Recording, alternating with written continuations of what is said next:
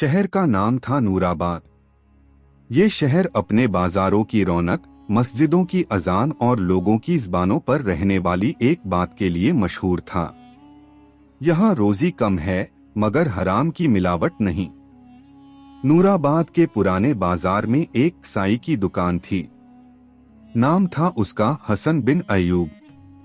हसन न कोई बड़ा आलिम था, न कोई मशहूर जाहिद, न उसके कपड़े बहुत कीमती थे, मगर उसकी दुकान के बाहर हमेशा एक तख्ती लटकी रहती थी।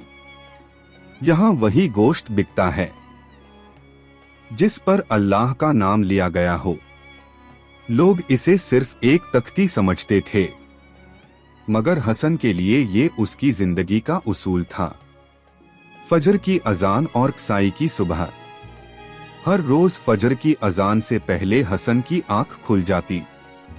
वुजू करता, मुसल्ला बिछाता और नम आंखों से दुआ करता, या अल्लाह मेरी रोजी को हलाल रखना, मेरे हाथों से किसी पर जुल्म न करवा देना। नमाज के बाद वो अपनी दुकान खोलने से पहले जानवरों की हालत देखता। अगर किसी जानवर में जरा भी बीमारी या कमजोरी होती तो उसे ज़ब्ह करने से मना कर देता। कई बार लोग कहते, हसन सब चलता है, थोड़ी बहुत कमी कौन देखता है। एक दिन दोपहर के वक्त एक कमजोर सा बच्चा दुकान के सामने खड़ा हो गया। उसकी आंखें गोश्त पर नहीं बल्कि हसन के चेहरे पर थीं। हसन ने पूछा, बेटा क्या चाहिए? बच्चे ने धीमी आवाज में कहा, अम्मी बीमार हैं। डॉक्टर ने कहा है गोश्त चाहिए, मगर हमारे पास पूरे पैसे नहीं हैं। हसन ने तराजू उठाया, सबसे अच्छा गोश्त रखा और बिना पैसे लिए बच्चे को दे दिया। बच्चा हैरान होकर बोला, चाचा पैसे? हसन मुस्कराया, ये अल्लाह की तरफ से है। उस दिन हसन की कमाई कम हुई, मगर दिल सुकून से भर गया। शहर में फैलती बदनामी। कुछ वक्त बाद नूराबाद में नए कसाई आए। सस्ता गोश्त, ज्यादा मुनाफा और हलाल हराम की परवाह नहीं। लोगों ने हसन से कहा, तुम्हारा गोश्त महंगा है। हसन ने जवाब दिया, क्योंकि मैं कीमत में नहीं, नियत में सस्ता नहीं करता। धीरे धीरे उसकी दुकान पर भीड़ कम होने लगी। किराया, बच्चों की फीस, घर का खर्च सब भारी लगने लगा। रात को हसन देर तक जागता रहा। उसके दिल में एक ख्याल आया, अगर मैं भी थोड़ी मिलावट कर लूं तो क्या बिगड़ जाएगा। लेकिन उसी लम्हे उसे रसूल की हदीस याद, अल्लाह का खुफिया निज़ाम। एक रात हसन ने ख्वाब देखा, एक अंधेरा मैदान, लोग कतारों में खड़े और एक आवाज, आज न वजन देखा जाएगा न दाम, आज नियत तौली जाएगी। हसन पसीने में भीग कर उठ गया। सुबह उसने फैसला किया, रिस्क कम हो जाए मगर हराम नहीं।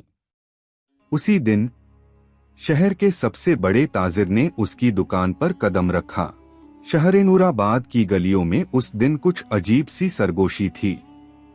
लोग आपस में फुसफुसा रहे थे, दुकानों पर खड़े खड़े बातें हो रही थीं, और हर ज़बान पर एक ही नाम था, हसन कसाई। वही हसन जिसकी दुकान पर कभी लोग इबादत की तरह गोश्त लेते थे, आज उसी के बारे में शक की बातें उड़ाई जा रही थीं। बड़े ताजिर की पेशकदमी। जिस दिन शहर का सबसे बड़ा ताजिर मलिक रईस हसन की दुकान पर आया था, हसन को जरा भी अंदाजा नहीं था कि ये कदम उसकी जिंदगी का सबसे बड़ा इम्तिहान बनने वाला है। मलिक रईस रेशमी कपड़ों में लिपटा हुआ, हाथों में अंगूठियां और आंखों में घमंड लिए खड़ा था। उसने इधर उधर नजर डाली और बोला, हसन, सुना है तुम बहुत ईमानदार हो। हसन ने सिर झुकाकर कहा, ईमानदारी अल्लाह की तौफीक से होती है। मलिक रईस मुस्कराया, मगर वो मुस्कान दिल से नहीं थी। उसने धीरे से कहा, मेरे होटल हैं, दावतें हैं, मुझे रोज बहुत गोश्त चाहिए। अगर तुम मेरे लिए सप्लाई करो तो तुम्हारी हालत बदल जाएगी। हसन ने पूछा, शर्त क्या होगी? मलिक रईस की आंखें सिकुड़ गईं। शर्त वही जो इस कारोबार में चलती है। हसन समझ गया। उसने साफ शब्दों में कहा, मैं हलाल से एक कदम भी आगे नहीं बढ़ सकता। बस यहीं से दुश्मनी शुरू हो गई। झूठा इल्जाम।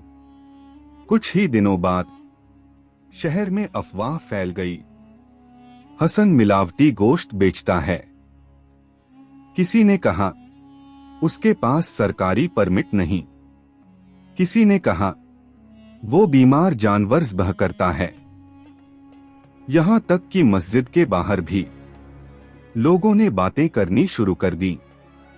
हसन को पहली बार तब एहसास हुआ जब एक पुराना ग्राहक बोला, हसन, आज मैं कहीं और से ले लूंगा, बस एहतियात के लिए। ये शब्द हसन के दिल में छुरी की तरह लगे। रोजी की तंगी और घर का माहौल। घर में हालात और भी मुश्किल हो गए। बीवी ने चुपचाप पूछा, आज दुकान पर क्या हुआ? हसन ने झूठ नहीं बोला, मगर पूरा सच भी नहीं कहा। बस इतना बोला, अल्लाह इम्तिहान ले रहा है। बच्चों की किताबें फटने लगीं। रसोई में दाल पतली हो गई और बिजली का बिल मेज पर पड़ा रहता। कई रातें हसन ने भूखे पेट गुजारी, मगर एक भी रात नमाज क़ज़ा नहीं हुई। दिल का सबसे बड़ा वार। एक दिन हसन की अपनी ही मस्जिद में खुतबे के बाद एक शख्स खड़ा हुआ और बोला, हमें हराम से बचना चाहिए, क्योंकि कुछ लोग बाजार में ईमानदारी का दिखावा करते हैं। नाम नहीं लिया गया, मगर इशारा साफ था। हसन का सिर झुक गया। उस दिन वो पहली बार रोया, मगर किसी इंसान के सामने नहीं, सिर्फ अल्लाह के सामने। सबर का फैसला। रात को हसन ने सजदे में कहा, या अल्लाह, अगर मैं गुनहगार हूं तो मुझे सुधार दे, और अगर मैं बेगुनाह हूं तो मेरा गवाह तू है। उसी रात उसने फैसला किया, मैं जवाब नहीं दूंगा, मैं बदला नहीं लूंगा, मैं सिर्फ सब्र करूंगा। मलिक रईस की चाल। मलिक रईस खुश था। उसने सोचा, थोड़ा और दबाव तो ये टूट जाएगा। उसने सरकारी अफसरों को बुलवाया, दुकान की जांच करवाई और हसन की दुकान सील करवा दी, बिना किसी पुख्ता सबूत के। हसन की रोजी पूरी तरह रुक गई। भूखा शहर और खामोश कसाई। नूराबाद में अजीब सन्नाटा छा गया। लोगों को सस्ता गोश्त तो मिल रहा था, मगर दिल को सुकून नहीं था। हसन अब बाजार में नहीं बैठता था। वो मस्जिद की सफाई करता, कभी किसी का बोझ उठा देता, कभी बीमारों की खबर लेता। लोगों ने देखा, जिसे बदनाम किया गया उसके अखलाक में कोई तब्दीली नहीं आई। एक बूढ़े फकीर की बात। एक दिन एक बूढ़ा फकीर हसन के पास आया।